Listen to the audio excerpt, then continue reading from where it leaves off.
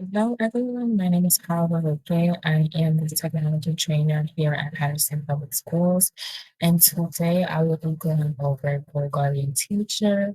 So, GoGuardian Teacher is a monitoring and filtering tool that helps enhance classroom instruction, enables personalized learning, and allow you to have a view of your students' work in real time.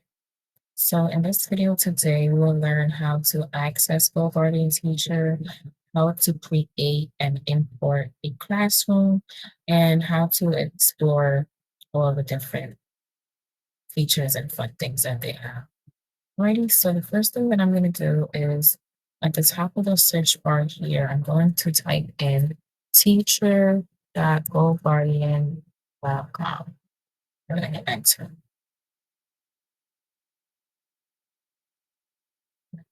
Right, now we're going to be welcome to the login page. Go ahead and log in with Google. All right. So when you first get to GoGuardian Teacher, your dashboard will be blank. There are two ways that you can import your classroom roster. So the first way that you can do this is by going to Pending, and here you should see your classrooms from Clever. So if you have any classes through Clever, you should see them here, and all you will have to do is just accept the classrooms. If you don't have any pending classrooms here, just go ahead and go back to active, and then on the right-hand side, choose import Google Classroom. So you can also import using your Google Classroom and go ahead and select your classrooms and then import them. So now that we've imported that classroom, as you can see, I have two students here. And I'm going to go back up here to click into classrooms, and you can see that I have it here. So we can go ahead and start the class and just start playing with the features. But first thing I want to do is set up scenes. So scenes are the filtering tool that you will use to kind of monitor where and how your students are using the internet. So there are two scenes that you can use. You can use allow website list, and then there's block website list. So allow website list, anything that is on the list that you created are going to be the only websites that the students can access.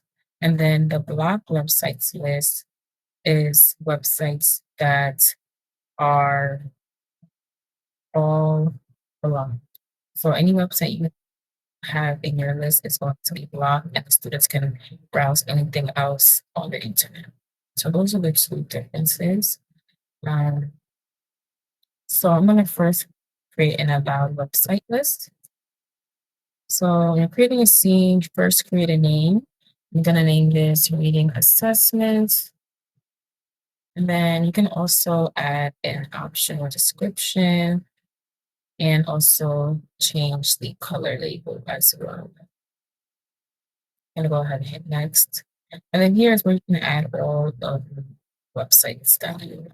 So I can type in Bookshare.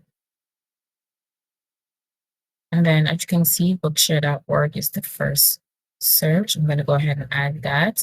And then what you can see is that GoGuardian also has suggestions of other sites that are related that you may also would like to add. So I'm going to just go ahead and add these. And you can also just click add all websites here, and it's going to just add all of them there for you. So this is a great way to um, quickly add websites and monitoring and making sure that the students are where they're supposed to be. So what you can also do is set a tab limit for the students. So the maximum we have is 9. So what this means is that if you select 9, your student can only have 9 or less tabs open. Or if you just want to have one, they can only have one tab open, or you can have it set for no limit, which is the default. So after you created your allowed list, it's going to go ahead and click save. And there we go. I'm also going to create a blocked websites list as well. So here I'm going to type in research time. And you can add your optional description and change the color as well. I'm going to change this to next. And then here you can add this. So I'm going to add Instagram. It can be very distracting for the students. I'm going to add Instagram, and then you can see all these other sites, these games. I'm going to add all of these websites as well. And then hit save. So there we go. So now we have scenes that we can apply at any time during our classroom sessions. We can create multiple lists. It doesn't just have to be one. You can create as many as you would like. Right, so let's go back up here to classrooms. And now we can begin to start the class. So you can go ahead and set your end time. I have it for 60 minutes.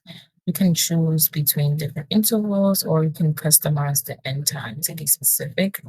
And you can also start the class with chat on or leave it off, which is the default option. Go ahead and start the class. So now we can go ahead and explore the classrooms. So up here, this is our teacher commands. So here is some of the functionalities that we can apply. Here we have make announcements. So if I click into there, you can choose to select all the students if you want to send this announcement to all the students, or if you just want to select specific students, you can do that as well. Hit next. And then here you're going to type in the announcement. So good morning, please go out. Notebook, start the down, and then hit make announcement. And then now this is going to be sent across all of the students, and they'll be able to see that notification on their screens.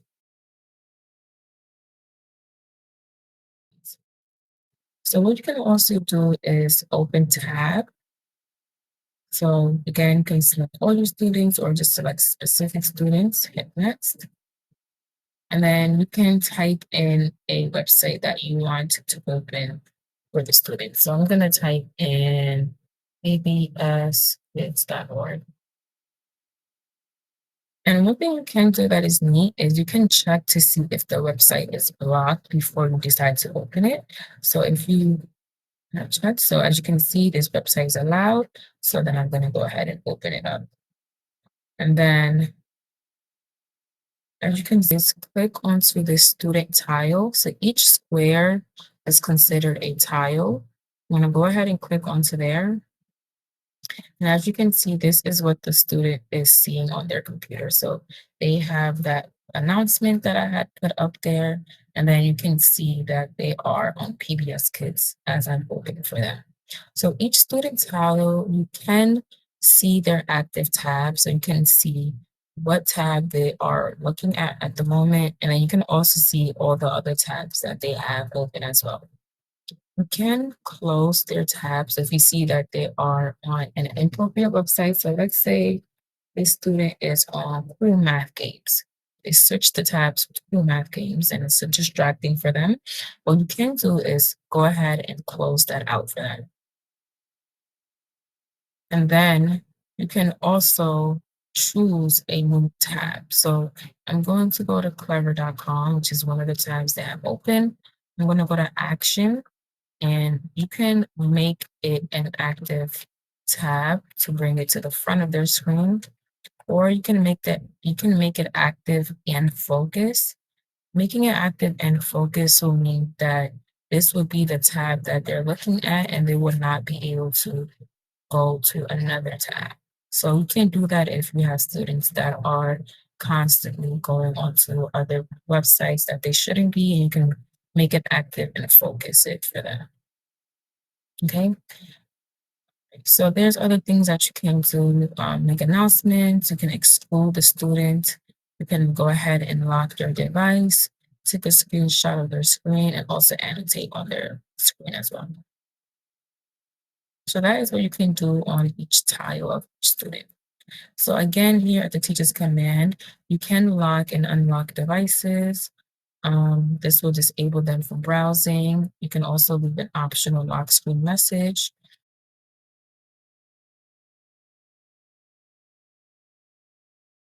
Then you can go here to unlock it again. You can also exclude students from sessions. So if there's a student that is absent for the day, or if they are in another classroom temporarily, or whatever the case may be, you can exclude them from the session and you won't see their activity for the whole session. Now, here is where we can apply our seat. So what you can do is select either all students again, or if you want to pick specific students, you choose a student or students, and then you select the scene that you want to do. So if it's a reading assessment that I want to have, or if we're having a reading assessment at the time, conflict that and then apply the scene, and then it will start filtering out the tabs and making sure that the sites that they are the ones that are on the list. You can also easily apply scenes up here. You can enable your allow list or your block list or create a new scene. Right? You can also present screen as well.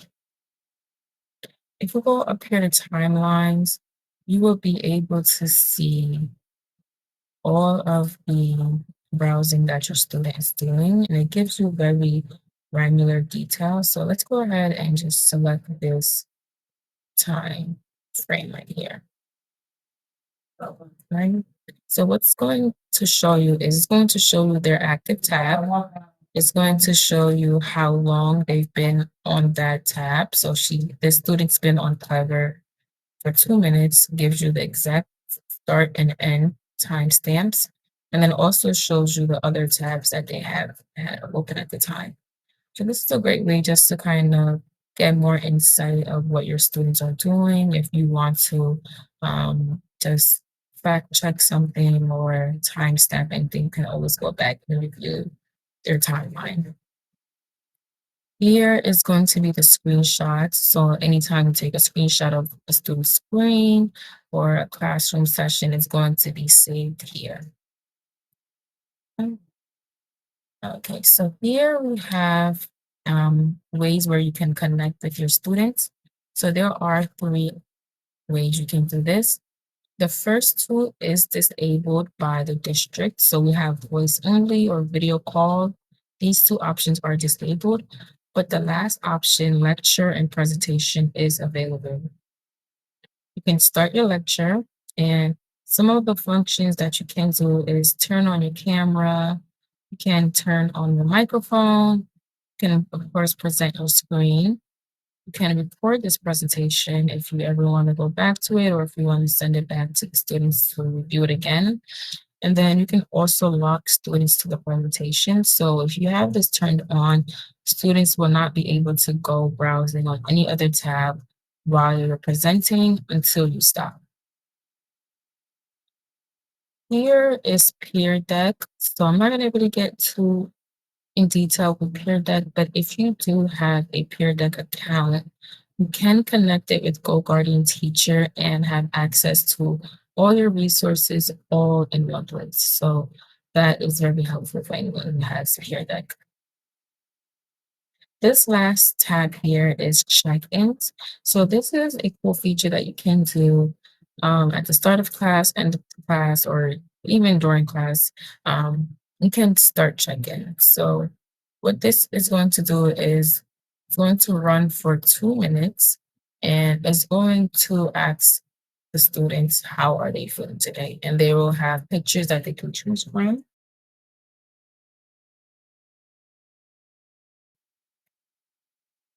You can see this student right here chose a smiley face, which is always a great response. What you can also do is send them messages one-on-one. So let's go ahead and say, are you comfortable presenting today? So you can send direct messages to your students and being able to check in on them and gauge their emotional feelings and just how they're feeling for the day. So that is a really neat feature that you can do.